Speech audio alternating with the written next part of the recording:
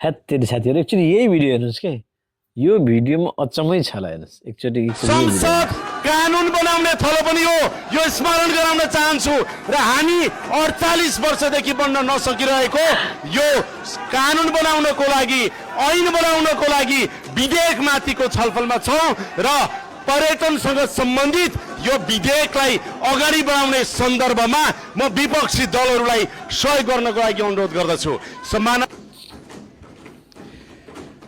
सम्माननीय सभामुख महोदय, मलाई आज गहिरोसँग महसुस भयो।